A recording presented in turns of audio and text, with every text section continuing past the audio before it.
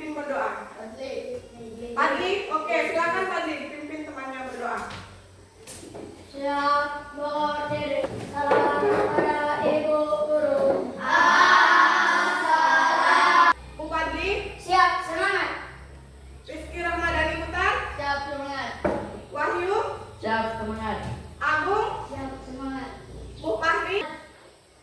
Sudah semua Bu Guru sebutkan namanya? Hadir semua ya? Terima kasih karena kalian sudah rajin datang ke sekolah. Nah, sekarang kita itu sebagai bangsa Indonesia. Kita bangga menjadi bangsa Indonesia. Bagaimana kita menunjukkan rasa bangga kita sebagai bangsa Indonesia? Biasanya dengan menyanyikan lagu wajib nasional. Mari kita bernyanyi lagu Indonesia Raya bersama-sama. Siapa yang mau memimpin temannya di depan? Asrianti. Oke, silakan Asrianti.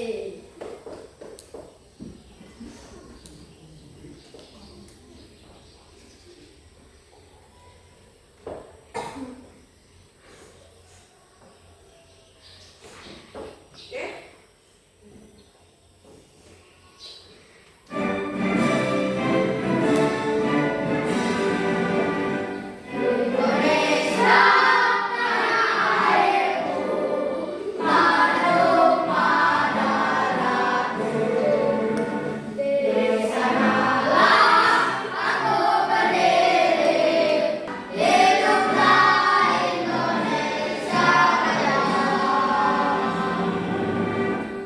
Oke, terima kasih ya, kalian sudah menyanyikan lagu Indonesia Raya dengan penuh semangat. Semoga semangat ini terus kita bawa dalam proses belajar. Nah, kalian sudah siap belajar? Sudah siap belajar? Sudah ya? Alat tulisnya sudah disiapkan? Sudah. Oke, hari ini kita mulai pembelajarannya.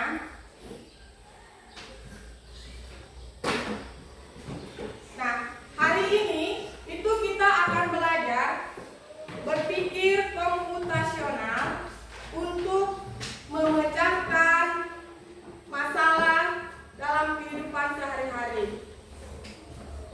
Adapun tujuan pembelajaran kita itu adalah setelah belajar hari ini, kalian bisa memahami cara berpikir komputasional, membagi masalah besar menjadi kecil, menemukan pola dan membuat solusi langkah demi langkah.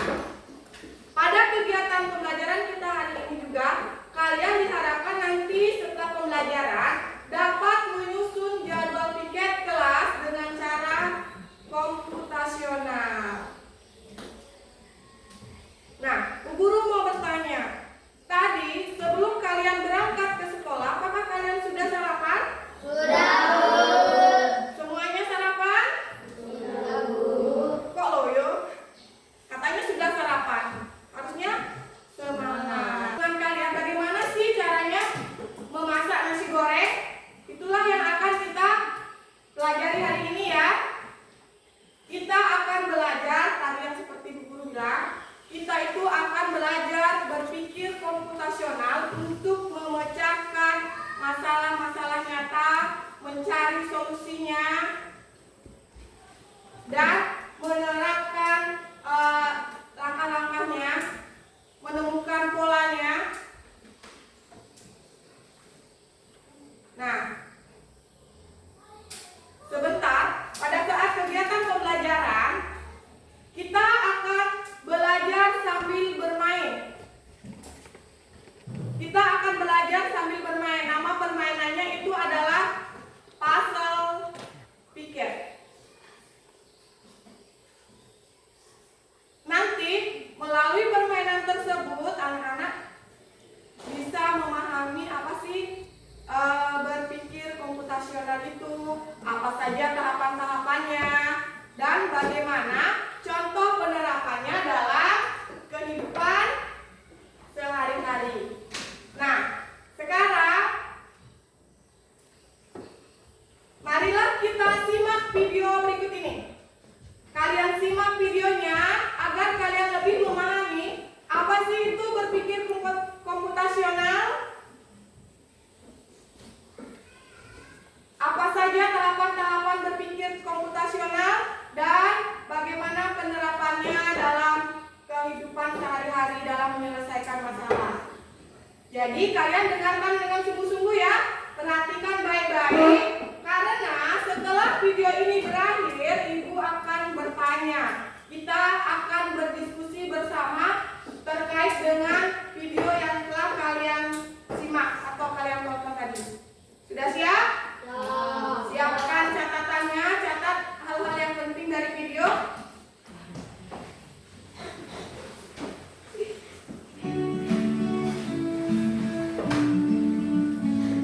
Oke, tonton ya videonya ya. Bagaimana, sudah disimak videonya? Ada yang kalian ketahui dari video tadi? Ada. Apa? Angkat tangannya. Apa yang kalian ketahui? Oke, Rama. Cara membuat jus mangga. Bagaimana caranya tadi membuat jus mangga?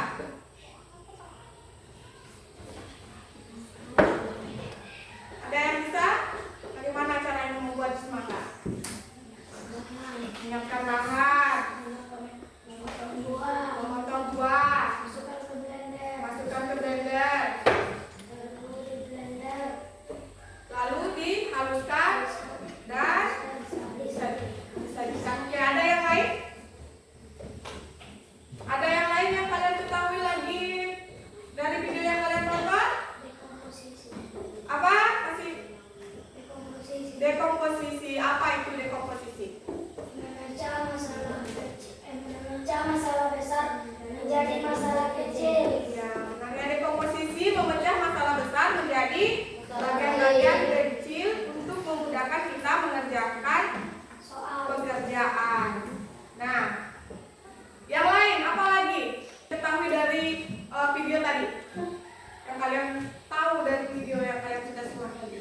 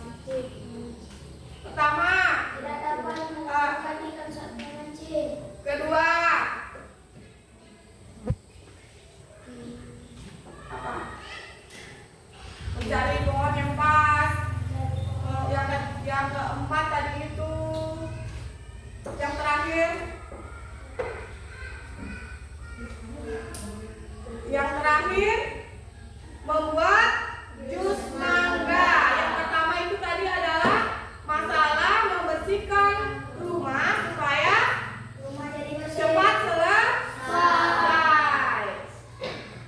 Nah, itu tadi dalam video para pelaku atau tokoh itu menerapkan berpikir komputasional untuk memecahkan masalah-masalah nyata yang dihadapinya. Nah, berpikir komputasional itu banyak manfaatnya ya. Ada 5 manfaat berpikir komputasional. Yang pertama, dapat meningkatkan kemampuan berpikir kritis. Yang kedua, itu dapat meningkatkan kreativitas. Yang ketiga, memudahkan kita untuk mengambil keputusan. Yang keempat, dapat meningkatkan produktivitas dan kerja sama. Yang kelima, meningkatkan rasa percaya diri. Oke, itu tadi manfaatnya. Nah, dalam menerapkan berpikir komputasional ini ada beberapa tahapannya tadi. Ada berapa tahap dalam video tadi? Yang pertama tahap apa namanya?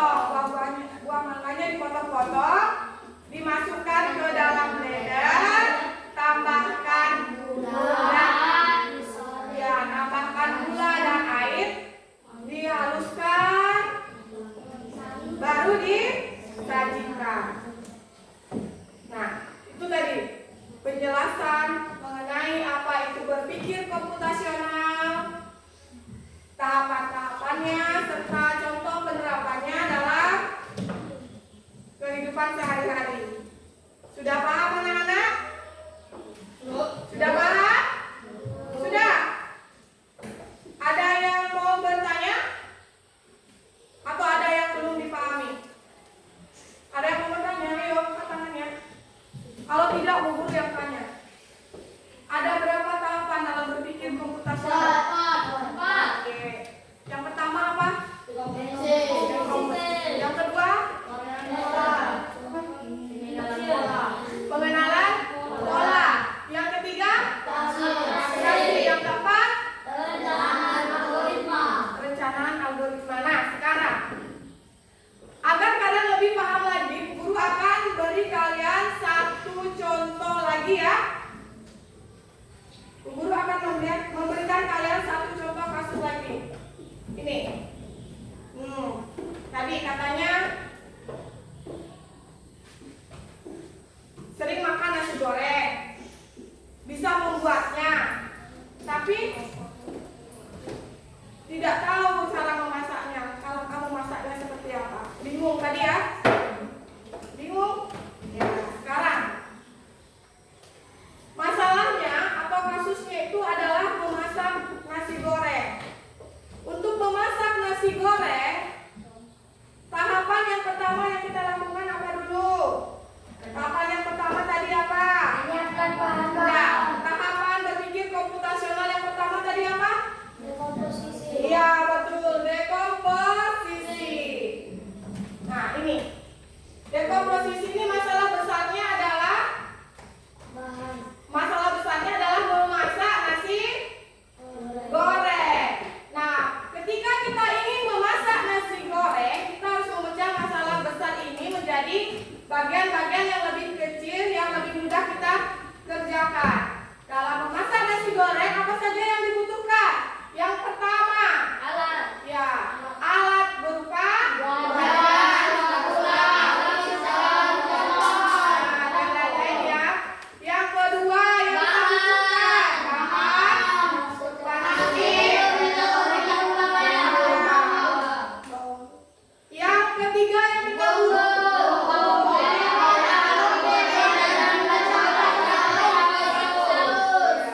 yang kita butuhkan. Dan yang terakhir adalah bagaimana cara memasak nasi goreng sampai nasi goreng bisa kita makan dan kita nikmati. Jadi tahapan ini, tahapan memecah masalah besar menjadi bagian-bagian terkecil sehingga lebih mudah dikerjakan. Itulah yang dinamakan dekomposisi. Ya, ini dekomposisi. Selanjutnya tahap yang kedua dalam membuat nasi goreng. Contohnya apa? Tahap yang kedua dalam berpikir komputasional. Dalam berpikir komputasional. Tahapan berpikir komputasional yang kedua. Yang pertama tadi dekomposisi. Yang kedua apa? Pengenalan pola. Ya, pengenalan pola. Pengenalan pola adalah mencari kesamaan yang berulang ataupun yang berbeda. Dalam membuat nasi goreng, kita menemukan kesamaan, itu menemukan pola. Untuk membuat, kita temukan pola ya dalam membuat nasi goreng itu. Misalnya untuk membuat satu porsi nasi goreng, kita memerlukan waktu kurang lebih 10 menit. Maka pola ini bisa kita gunakan kembali ketika kita akan membuat nasi goreng. Selanjutnya kalian buat nasi goreng. Oh, saya butuh waktu 10 menit untuk membuat nasi goreng. Pola berikutnya. Nah, karena kita telah membuat nasi goreng, kita itu sudah tahu caranya membuat nasi goreng. Nah, kita bisa membuat bihun goreng atau mie goreng karena proses membuat nasi bihun goreng ini sama dengan membuat nasi goreng. Kita dapat melihat bahwa pola untuk membuat nasi goreng dan bihun goreng itu hampir sama, cuman apanya yang berbeda? Meskipun bahan dan rasanya Iya, bahan dasarnya ya berbeda. Kalau nasi goreng apa bahan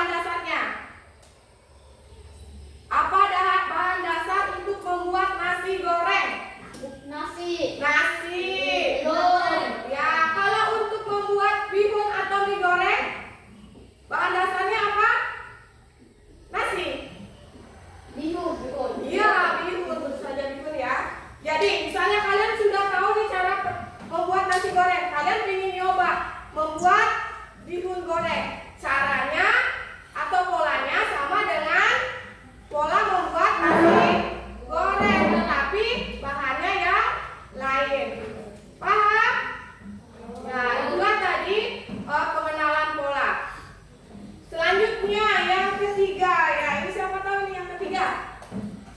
Tahapan berpikir komputasional yang ketiga. Ya, abstraksi.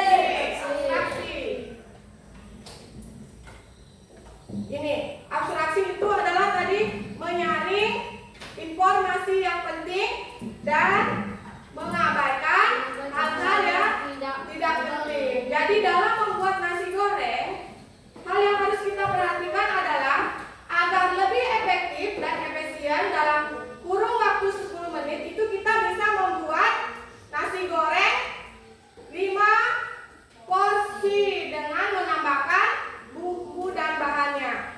Kalau tadi kan cuma 1 porsi, tetapi waktunya 10 menit membuat 1 porsi. Sekarang karena kita sudah mengenal polanya, kita bisa membuat 5 porsi nasi goreng dalam waktu 10 menit, tetapi dengan catatan menambahkan bahan dan bumbu-bumbunya. Nah, yang kedua, ketika kita membuat nasi goreng, kita tidak perlu memperhatikan bagaimana sebuah kedelai itu diubah menjadi kecap, karena hal itu tidak penting. Kita tidak perlu tahu bagaimana proses pembuatan kecap, karena itu kita tidak perlukan dalam membuat nasi goreng. Langsung pakai saja kecapnya, tidak perlu ditahu dulu itu bagaimana proses pembuatan kecap.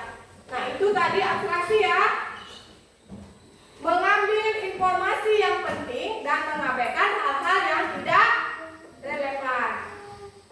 Selanjutnya yang terakhir. Tahap yang terakhir.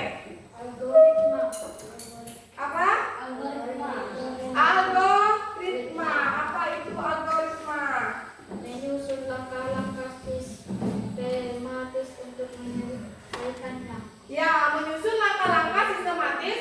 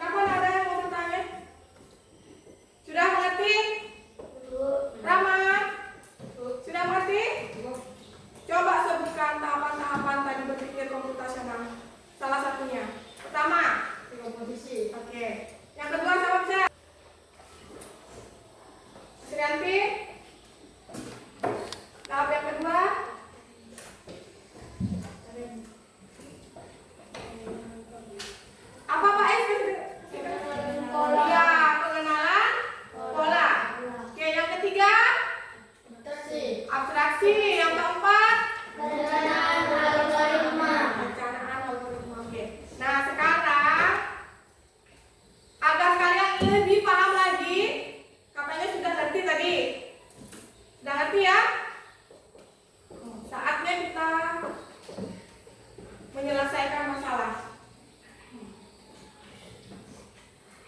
Oke.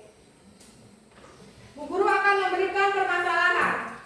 Masalahnya, siswa kelas 5 memiliki 24 orang siswa. Setiap hari itu ada 4 siswa yang bertugas piket. Sekolah berlangsung dari hari Senin sampai dengan Sabtu. Bagaimana caranya agar semua siswa itu mendapat giliran piket dengan adil? Nah, untuk menjawab permasalahan ini, untuk menyelesaikan permasalahan ini, nanti kita akan kerja dalam kelompok ya, melalui LKS. Sekarang kita bagi kelompoknya dulu. Mulai dari Aidil, berhitung 1, 2, sampai 3 ya. Setelah 3 berulang lagi begitu seterusnya. Sudah? Kita bagi kelompok dulu. Oke, Aidil. 1, 2. Oke. Kelompok 1, kelompok 2, kelompok 3. Silakan cari teman kelompoknya. Ini LKS-nya.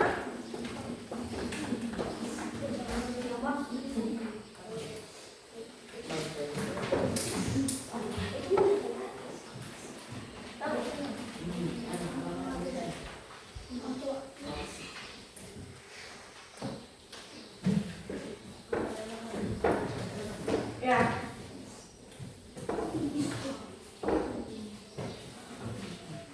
Sebelum kalian mengerjakan, dengarkan dulu ya, Bu Guru akan menjelaskan bagaimana cara kerja kita dalam menyelesaikan masalah tersebut. Sudah? Dengarkan. Petunjuknya di situ ya. Bacalah setiap soal dengan cermat. Diskusikan bersama dengan teman kelompoknya. Tuliskan jawabannya pada lembar yang telah disediakan. Kemudian nanti presentasikan hasil kerja kelompok di depan kelas. Sudah? Nah, jangan dulu kerja. Guru jelaskan dulu. Yang pertama, langkah yang pertama itu adalah kalian melakukan langkah dekomposisi, yaitu memecah masalah. Tuliskan bagian-bagian kecil dari masalah jadwal piket. Itu kalian tulis ya di lembar jawaban yang telah disediakan. Oke. Silakan.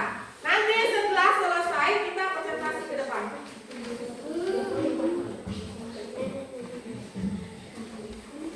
Jangan main-main ya. Bu Guru kasih waktu 10 menit.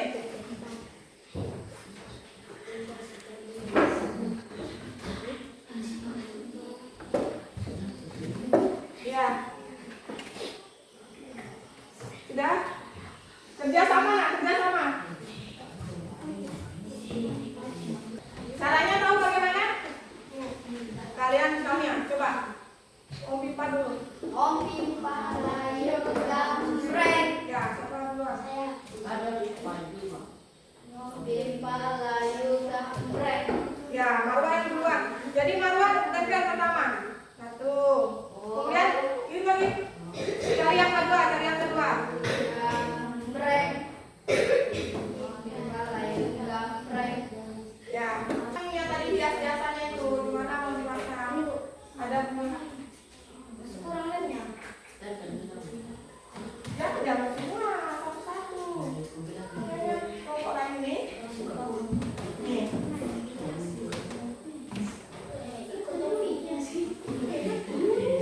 Ya, yang lain sambil menunggu bisa ini bacakan yang biasanya.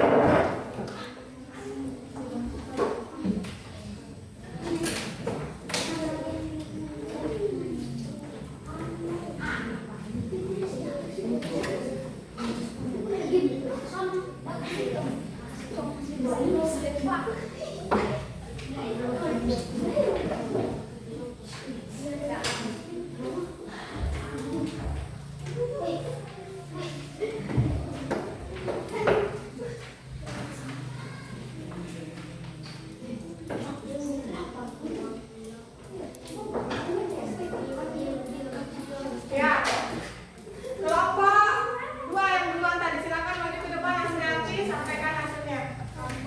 Bawa LKS-nya. Yang lain perhatikan dan kita akan bahas sama-sama ya. Silakan Asmiati. Baca dulu itu LKS-nya tadi jawabannya.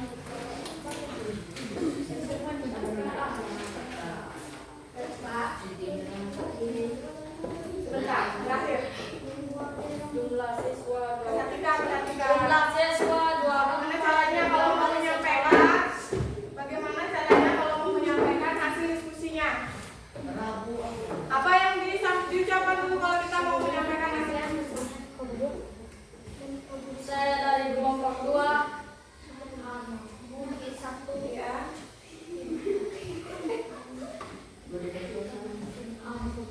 Ingin menyampaikan hasil kelompok saya. Ya, dengarkan yang lain ya. Perhatikan. Jumlah siswa 2. Dari awal tahap dekomposisi. Tuliskan bagian-bagian kecil dari masalah jadwal piket. Masih keras suaranya. Tuliskan bagian-bagian kecil dari masalah jadwal piket. Ya. Langsung. Jumlah siswa 24. Jumlah hari sekolah 6. Jumlah siswa piket per hari 4. Jumlah siswa yang harus piket setiap minggu 20. 24.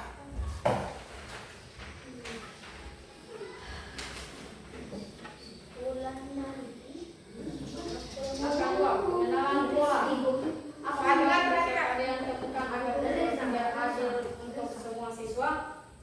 Pola yang kalian temukan. Ya, apa pola yang Jika setiap hari ada 4 siswa piket, maka dalam 6 hari semua 22 siswa mendapat giliran piket sekali. Yang ketiga, atraksi. Bagaimana cara menyederhanakan informasi agar jadwal piket lebih mudah dibuat? Teruskan atraksi harian. Membagi 24 siswa menjadi 6 kelompok masing-masing 4 siswa. Langkah 2. Algoritma. Susunlah langkah-langkah membuat jadwal piket agar semua siswa terbagian secara adil. Tuliskan algoritma kalian. Daftar semua nama siswa. Bagi siswa menjadi 6 kelompok secara adil. Tetapkan masing-masing kelompok pada hari Senin Sabtu. dengan satu. Catat hasilnya ke dalam tabel jadwal piket. Ya, inilah tabelnya. Mana kelompok 2 punya? Ya, itu kelompok 2 tabel jadwal piketnya ya. Bagaimana yang lain? Ada yang memberi tanggapan? Tidak ada? Ya. Silakan duduk, beri tepuk tangan dulu untuk kelompok. Jadi, langkah dekomposisi. Langkah dekomposisinya dari kelompok 1 itu adalah ditentukan dulu jumlah siswanya. Ada berapa jumlah siswa? 24. Bagaimana kelompok yang lain? Berapa jumlah siswa yang kalian temukan? Ini tentukan? 24. Jumlah hari sekolah ada berapa?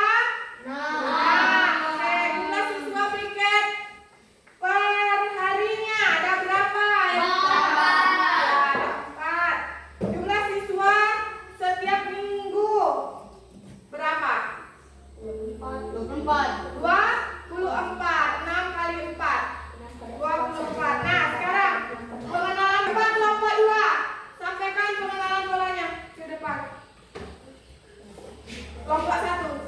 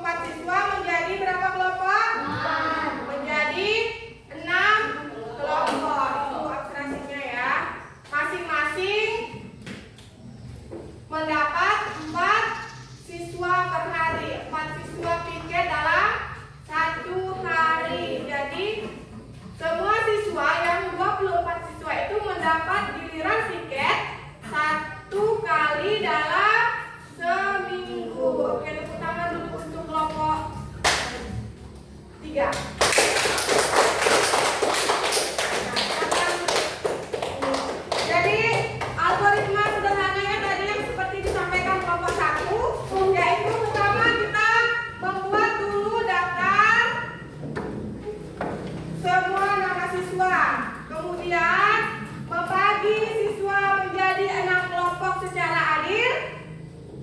Kemudian tetapkan masing-masing kelompok pada hari Senin sampai Sabtu, dan yang terakhir catatlah hasilnya dalam jadwal piket seperti ini.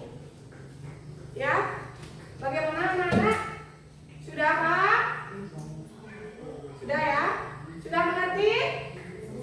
Sudah. Jadi apa yang dapat kita simpulkan dari kegiatan pembelajaran kita hari ini? Apa yang dapat kita simpulkan dari kegiatan pembelajaran hari ini? Oke, Agung. Atau Srianti bisa? Siapa? Angkat tangannya. Ya, Srianti. Apa kesimpulannya dari pembelajaran kita hari ini? Apa yang kalian ketahui sudah dari pembelajaran kita hari ini? Belajar Belajar komputasional. belajar komputasional, belajar menerapkan cara berpikir komputasional untuk menyelesaikan masalah. Oke. Jadi berpikir komputasional itu membantu kita mengatasi masalah sehari-hari dengan lebih terarah melalui penerapan dekomposisi, pengenalan pola, abstraksi, dan algoritma. Kita dapat menyelesaikan masalah atau persoalan secara efektif dan efisien. Oke? Nah, demikian tadi pembelajaran kita hari ini. Kita cukupkan sampai di sini. Sampai ketemu di pembelajaran berikutnya. Tapi sebelum